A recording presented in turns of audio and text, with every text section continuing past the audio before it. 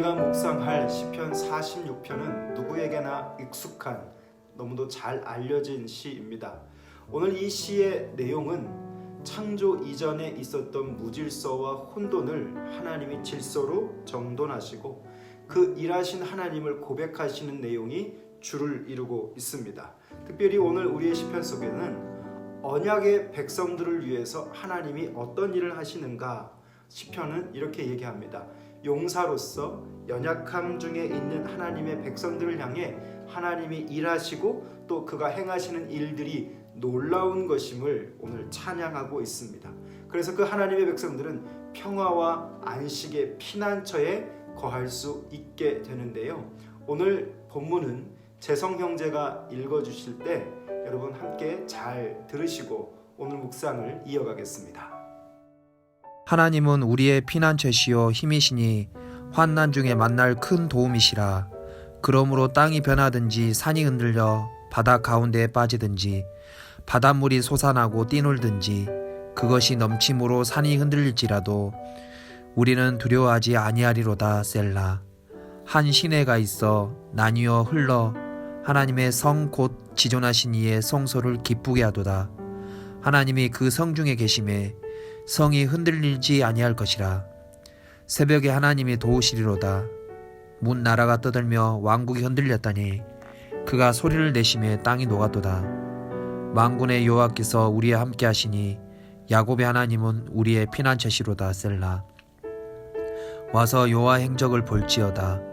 그가 땅을 황무지로 만드셨도다. 그가 땅 끝까지 전쟁을 시게 하시며 활을 꽂고 창을 끊으며 수레를 불사르시는도다.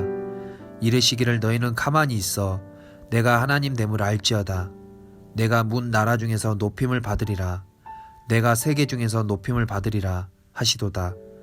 만군의 여호와께서 우리와 함께 하시니 야곱의 하나님은 우리의 피난처시로다. 셀라. 오늘 우리가 읽은 이 본문의 말씀에 주제가 있어요. 그 주제는 하나님은 우리의 피난처시다 라고 하는 것입니다. 환난 중에 만날 큰 도움이시라 1절에서 이렇게 얘기하고 있는데, 그것이 자연재해였든 아니면 인생길에 갑자기 불어닥치는 어떤 풍파이든 또는 질병이나 가난이나 어떤 불행이든 상관없습니다. 이 모든 것이 오늘 그 환난 안에 다 포함이 될 텐데, 중요한 것은 우리가 그런 만나고 싶지 않은, 경험하고 싶지 않은 일들을 경험하게 될 때, 그런 일에 봉착했을 때 시인은 하나님이 어떤 분이신가 고백하는가, 그것은 바로 하나님은 나의 피난처이십니다 라고 말하는 것이죠. 여러분, 여기서 피난처라고 하는 이 단어와 힘이라고 하는 단어가 함께 어우러져 있습니다. 이 어휘의 결합이 무엇을 뜻하냐면 하나님보다 더 강력한 은신처가 없음을 고백하고 있는 것이죠. 사랑하는 성도 여러분, 우리는 왜 하나님을 의지해야 할까요? 우리의 인생이 환난 같고 어렵고 힘들고 외로운 그 시간을 통과하고 있기 때문에 그 하나님께 피하는 것, 그 안에서 하나님은 우리로 하여금 안전을 허락해 주시기 때문에 그렇습니다. 오늘 이 시인은 이렇게 얘기하죠. 하나님보다 더 강력한 피난처가 없습니다. 요즘도 많은 사람들이 피하고 싶고 또 뭔가 도움을 얻고 싶은데 사람은 그 답을 줄 수가 없는 것이죠. 자, 그래서 우리는 그 하나님께로 피할 때 하나님이 우리를 도우시고 하나님이 그 환난의 때에 지켜주시고 또한 지혜를 주시는 하나님, 그 하나님을 오늘 노래하고 있습니다. 자, 그런데 오늘 본문에서 2절에 3절을 보게 되면 이런 고백을 하고 있죠. 우리는 두려워하지 않으리로다. 사랑하는 성도 여러분, 성경을 보면 기독교는 고백의 종교입니다. 끊임없이 하나님이 어떤 존재이신지를 우리의 상황과 현장 속에서 고백하는 것이죠. 오늘 이 시인은 우리는 두려워하지 않습니다 라고 고백하고 있습니다. 왜 이렇게 고백할 수 있을까요? 믿는 구석이 있기 때문에 그렇습니다. 충분히 두려워할 만한 현장이요, 충분히 낙심할 만한 현장이지만, 그런데 그는 고백하기를 나는 두려워하지 않습니다. 왜요? 하나님이 나의 피난처가 되시기 때문입니다. 그 하나님보다 강한 그 무엇은 없기 때문에 그 하나님을 의지함으로 나는 어떤 상황 속에서도 두려워하지 않습니다 라고 고백하고 있습니다.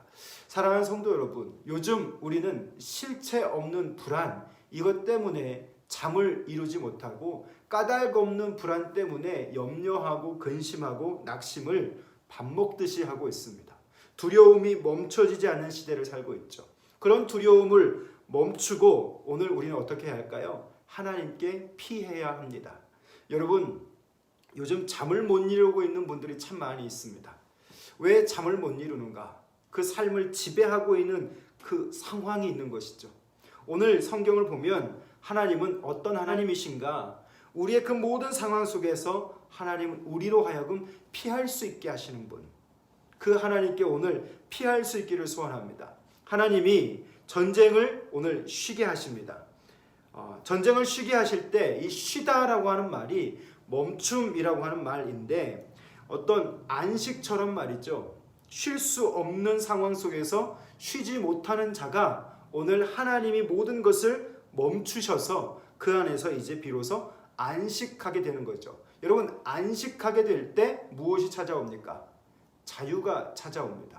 무언가 얽매여 있고 뭔가 종속되어서 그 종속된 것이 나를 이끌어가는 일상을 살아가는 우리 현대인들의 삶 속에서 오늘 하나님이 나로 하여금 멈추게 하는 그 시간이 필요한 것이죠.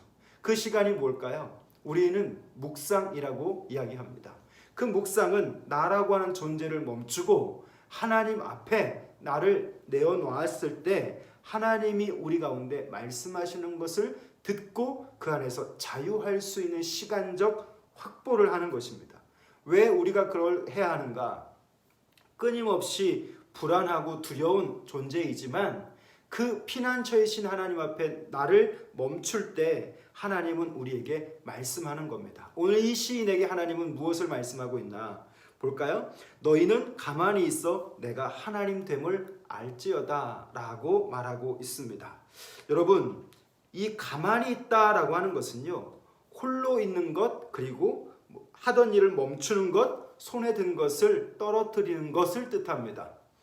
여러분, 오늘 우리의 일상 속에서 긴장을 풀고 어떤 그분이 말씀하시는 것을 들을 수 있도록 내 손에 붙잡은 것을 떨어뜨리고 내 하던 일을 멈추고 홀로 있는 시간 꼭 만드시길 바래요. 왜? 거기에서 하나님이 말씀하시거든요. 너희는 가만히 있어 내가 하나님 됨을 알지어다. 왜 그럴까요?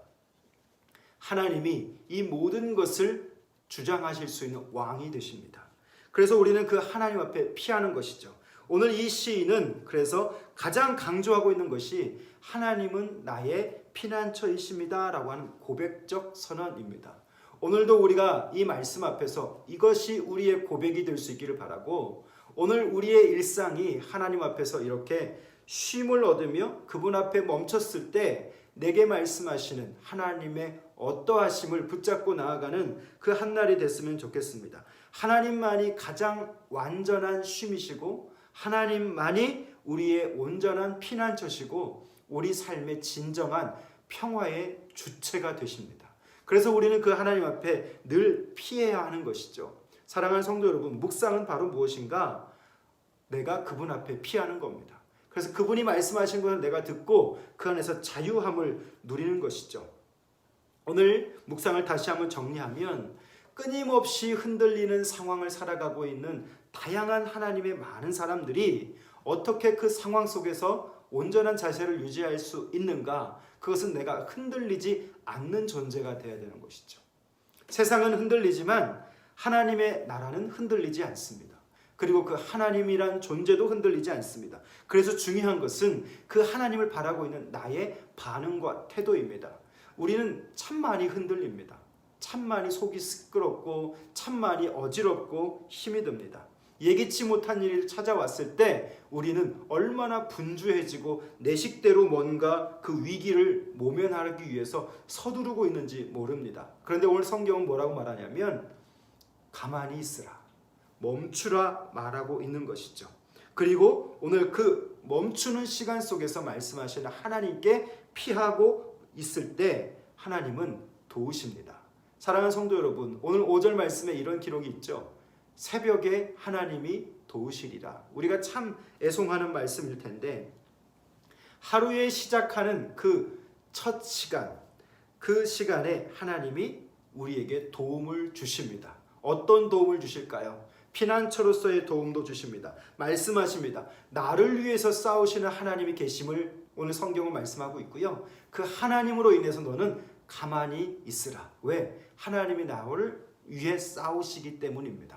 오늘 여러분의 일상, 여러분의 인생 하나님이 싸우시도록 내어놓으시기를 바라고요. 그 싸우시는 하나님 안에서 피하시며 그분의 말씀을 듣고 나아갈 수 있는 가만히 있음. 뭔가 일이 벌어지면 끊임없이 서두르고 있는 위기 때문에 뭔가 분주하게 움직일 수밖에 없는 우리의 본능을 멈추고 하나님께 피함으로 그분이 나를 대신 싸우시는 그 하나님을 찬송할 수 있는 그런 하루 될 수 있기를 주님의 이름으로 축복합니다. 기도하겠습니다.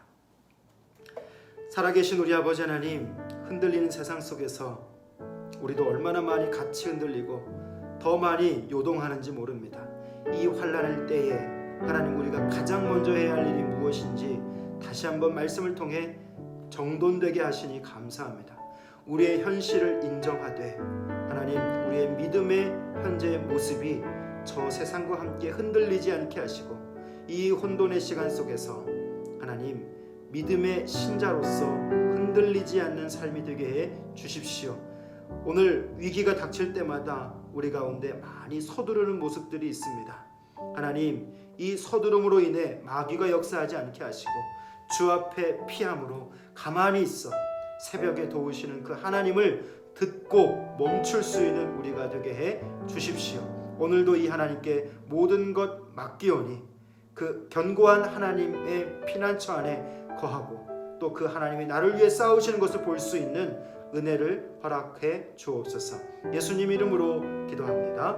아멘. 사랑하는 성도 여러분, 오늘도 하나님은 여러분을 위해서 싸우실 것입니다.